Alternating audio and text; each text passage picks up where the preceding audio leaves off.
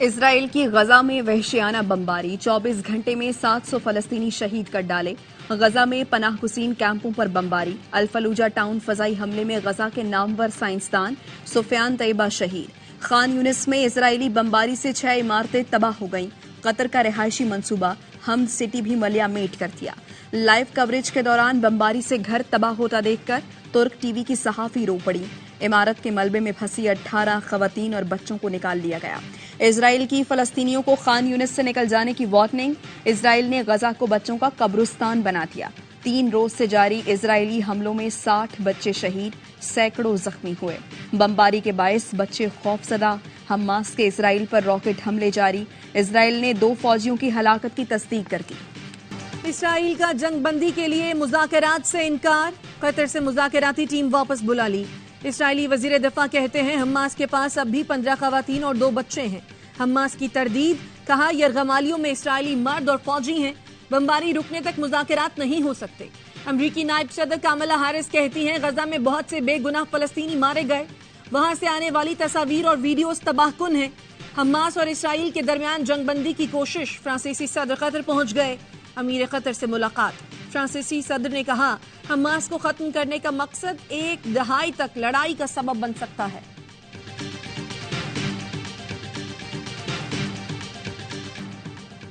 غزہ میں اسرائیلی مظالم کے خلاف دنیا بھر میں احتجاج۔ پیرس میں ہزاروں افراد نکل آئے۔ لندن میں فلسطینیوں سے اظہار یکجہتی کے لیے ریلی۔ اسکاٹ لینڈ میں لوگوں نے اسرائیل سے غزہ پر حملے بند کرنے کا مطالبہ کیا۔ یمن میں ہزاروں فلسطینی پرچم لہرائے گئے۔ جکارتہ میں لاکھوں افراد فلسطینیوں کے لیے سڑکوں پر نکلے۔ اسرائیل کے خلاف نعرے بازی کی اور بمباری بند کرنے کا مطالبہ کیا۔ لبنان میں بھی لوگوں کی بڑی تعداد نے فلسطینیوں کی حمایت میں احتجاج کیا۔ اسرائیل نے ہٹ دھرمی نہ چھوڑی تو غزہ کی آگ پورے خطے میں پھیل سکتی ہے۔ صہیونی فوج کا ظلم رکنا چاہیے۔ انوار الحق کاکڑ کا اسکائی نیوز العربیہ کو انٹرویو۔ کہا کشمیر پاکستان کا اٹوٹ انگ ہے، خطے میں امن چاہتے ہیں لیکن بھارت سے امن کی بھیک نہیں مانگیں گے۔ مسئلہ کشمیر کو اقوام متحدہ کی قراردادوں کے مطابق حل ہونا چاہیے۔ بولے افغان مہاجرین کی 50 سال تک میزبانی کی، اب یہ قومی فریضہ ہے کہ اپنے ملک میں آنے جانے والوں پر نظر رکھیں۔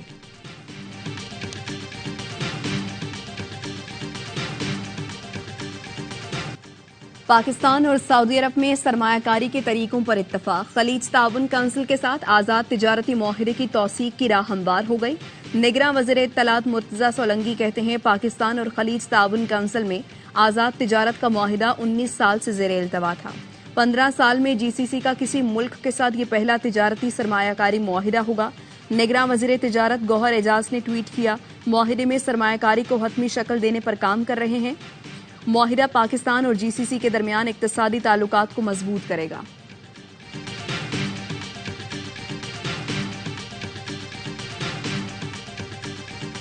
نئے پی ٹی آئی چیئرمین 2022 میں پی ٹی آئی میں آئے۔ 1 سال میں زرداری صاحب کا تراشا ہیرا اتنا پسند آیا کہ اپنی کرسی حوالے کر دی۔ خواجہ آصف کا ٹویٹ، لکھا سربراہ پی ٹی آئی نے اپنے پرانے ساتھیوں کو کوڑا کرکٹ کر دیا۔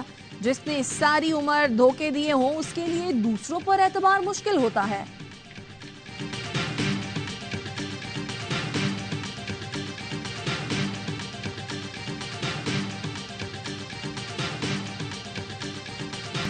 مسلم لیگ نون نے لاہور کو ہی پاکستان سمجھ لیا ہے۔ پیپلز پارٹی کو چھپنے یا دھاندلی کر کے اقتدار میں آنے کی ضرورت نہیں، ہمارے پاس دکھانے کے لیے کارکردگی ہے۔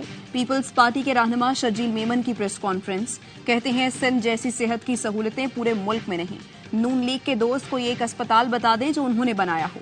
پیپلز پارٹی نے ملک کو ایٹمی طاقت بنایا، میزائل ٹیکنالوجی دی۔ سی پیک کے خالق بھی آصف زرداری ہیں۔ شرجیل میمن کے ایم کیو ایم اور نون لیگ کے اتحاد کو 0 حاصل 0 قرار دے دیا۔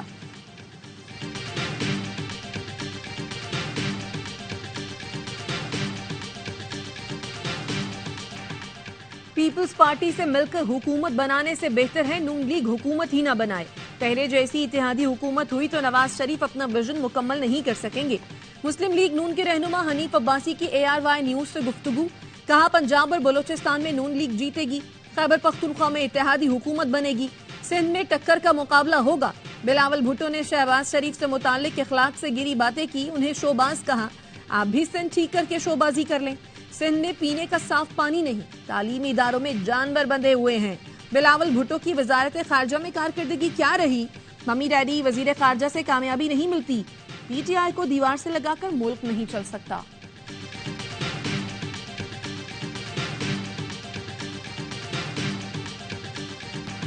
इत्तेहाद खुशी से नहीं मजबूरी से किया जाता है। नून लीग से इत्तेहाद का फैसला वक्त आने पर होगा। पीपल्स पार्टी के रहनुमा फैसल करीम कुंडी कहते हैं हुकूमत बनाना नून लीग की ख्वाहिश हो सकती है, ये हुकूमत बना नहीं सकते, लाडले नहीं बन सकते, बैसाखियों की तलाश में हैं, अवाम में जाने से डर रहे हैं, पंजाब में भी अवाम में नहीं जा सकते।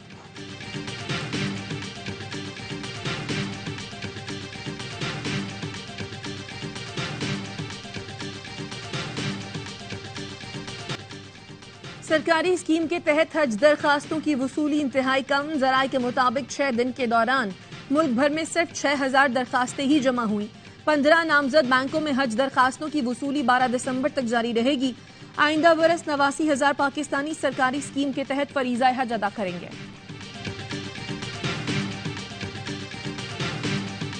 वज़ीर आज़म अनवारुल हक काकड़ की ज़ैद सस्टेनेबिलिटी प्राइज़ के फातिह तलबा से मुलाकात। कहा तलबा के नामों का ऐलान हुआ तो जी चाहा पाकिस्तान जिंदाबाद का नारा लगाऊं। सरबराहान ममलकत की कतार में था, इसलिए खुद को काबू में रखा। आपने मुल्क और अवाम का सर फख्र से बुलंद कर दिया। नौजवान नस्ल ही पाकिस्तान को आगे लेकर जाएगी।